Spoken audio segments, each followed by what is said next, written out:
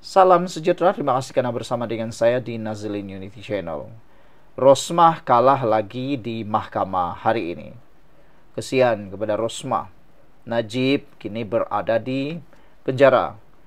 Kini Rosmah pula dalam keadaan yang makin terdesak. Sebenarnya Rosmah sudah pun dijatuhi hukuman bersalah atas kes yang membabitkan diri beliau, dan hukumannya pula bukan calang-calang, dengan denda penjara dan juga denda wang ringgit menghampiri 1 bilion ringgit. Mencipta rekod bukan sekadar mungkin di Malaysia tetapi juga di Asia Tenggara, kerana nilainya hampir-hampir mencecah 1 bilion ringgit. Hari ini Mahkamah mengumumkan keputusan menolak rayuan Rosmah menyingkirkan hakim bicara berkait dengan kes solar. Saudara-saudara sekalian, apakah Rosmah akan juga mengalami nasib yang sama seperti suaminya, yaitu bakal akhirnya akan masuk penjara juga, sebab dia sudah dijatuhi hukuman tetapi belum lagi dilaksanakan kerana menunggu rayuan demi rayuan Rosmah. Mahkamah Rayuan menolak rayuan Rosmah Mansur untuk menyingkirkan Hakim Mahkamah Tinggi yang membicarakan kes rasuah berkaitan projek hibrid solar bernilai 1.25 bilion ringgit di Sarawak. Panel 3 hakim yang diketuai oleh Zaidi Ibrahim mendapati tiada merit untuk menyokong rayuan tersebut. Hakim tidak silap ketika menolak permohonan penyingkiran itu pada waktu berkenan, katanya semasa membacakan keputusan panel.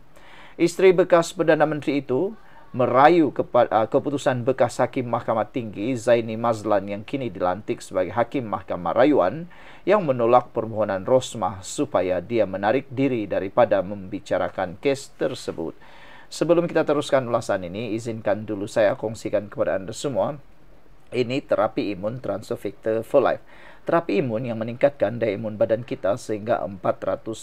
Secara umum dan ringkasnya, apabila imun badan kita lemah, apabila imun badan kita bodoh, apabila imun badan kita tidak seimbang, kita tidak sembuh daripada semua jenis penyakit.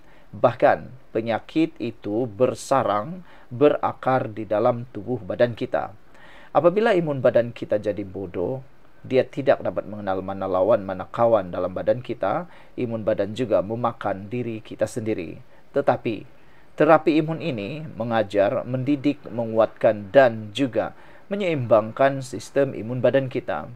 Dengan imun badan yang bijaksana, kuat dan seimbang, maka imun badan kita itulah yang bertindak melawan dan menghapuskan akar penyakit yang bertumbuh, berakar, bersarang di dalam tubuh badan kita. Apabila imun badan kita sudah berjaya menghapuskan akar penyakit itu, kita sembuh daripada semua jenis penyakit. Produk ini lulus KKM, halal, diperakui oleh doktor-doktor di seluruh dunia, dan penemuan paling bersejarah dalam dunia kedokteran abad ini. Kalau anda sudah berdoa bertahun-tahun untuk masalah kesehatan anda, mungkin ini jawapan yang Tuhan hantar untuk anda semua. Saudara-saudara sekalian, apa yang lebih mengejutkan lagi, dua lagi hakim yang turut bersidang ialah Hakim Azman Abdullah dan Nurin Badarudin. Zaidi berkata, Rosmah gagal membuktikan adanya risiko sebenar berlaku berat sebelah seperti yang didakwa dalam permohonan penyingkiran hakim dalam rayuannya. Menurutnya, hal ini kerana dokumen yang dipertikaikan dalam kes ini berbeza secara ketara dengan penghakiman sebenar Zaini yang mensabitkan Rosmah atas pertuduhan rasuah. Ada dua dokumen, iaitu satu draft pendapat setebal 71 muka surat yang didakwa disediakan oleh Unit Penyelidikan Mahkamah Tinggi Kuala Lumpur, dan satu lagi draft penghakiman hakim perbicaraan setebal 116 muka surat. Setelah meneliti dan membaca kedua-dua dokumen tersebut, jelas pada pandangan kami memang terdapat perbezaan yang ketara antara dokumen-dokumen itu. Ia selari dengan keputusan hakim perbicaraan pada masa berkenan di mana beliau menyatakan telah menyiapkan sendiri kajian dan penghakiman tanpa bergantung pada pendapat pihak ketiga, katanya. Permohonan Rosmah singkir hakim pada tahun 2022. Rosmah memfailkan permohonan menggugurkan hakim berkenan pada 30 Ogos tahun 2022. Hanya 2 hari sebelum Zaini dijadual menyampaikan keputusan kes rasuahnya. Permohonan itu difailkan susulan kebocoran satu dokumen yang didakwa ditulis oleh Unit Penyelidikan Mahkamah Tinggi Kuala Lumpur berhubung kes solar terbabit, di mana Rosmah mendakwa wujud risiko berlakunya berat sebelah sekiranya Zaini tidak menarik diri. Selain mendakwa, dia hilang kepercayaan terhadap hakim itu selepas kebocoran berlaku. Pejabat pendaftar Istana Kehakiman telah membuat laporan polis berhubung dakwaan kebocoran tersebut.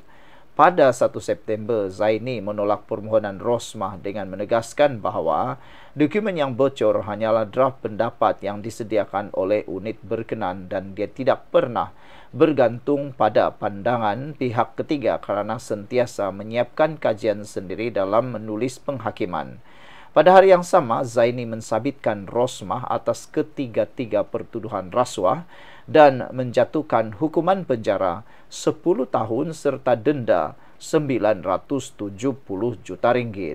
Satu pertuduhan melibatkan permintaan rasuah sebanyak RM187.5 juta, manakala dua lagi pertuduhan melibatkan penerimaan rasuah sebanyak RM6.5 juta daripada bekas pengarah urusan Jepak Holding Sdn Bhd, Saidi Abang Samsudin melalui bekas pegawai khasnya Rizal Mansur.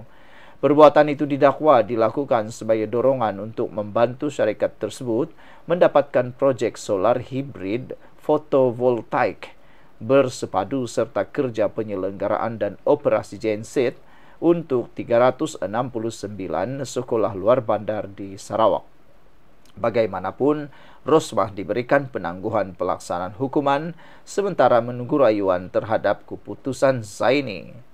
Tiada siapa nafikan kewujudan dokumen bocor. Peguam Rosmah mengesahkan kepada pemberita selepas prosiding hari ini bahawa mereka akan memfailkan rayuan terhadap keputusan tersebut. Peguam Jagjit Singh ketika meluahkan rasa kecewa terhadap keputusan itu berkata, panel hakim tidak menangani isu pokok yang dibangkitkan dalam rayuan mereka, iaitu kewujudan dokumen yang bocor dan risiko berat sebelah terhadap kes Rosmah. Pada pandangan saya, untuk mengatakan kami kalah dalam rayuan ini adalah satu ungkapan yang meremehkan, katanya. Berdasarkan fakta, sepatutnya perkara ini ditangani dengan cara berbeza, katanya lagi. Sementara itu, Akbar Abdul Qadir berkata, rayuan substantif Rosmah berhubung sabitan dan hukumannya akan ditangguhkan, sementara menunggu keputusan rayuan penyingkiran hakim di Mahkamah Persekutuan. Sekian dulu untuk kali ini. Jangan lupa tinggalkan komen anda, tekan butang subscribe. Bye-bye.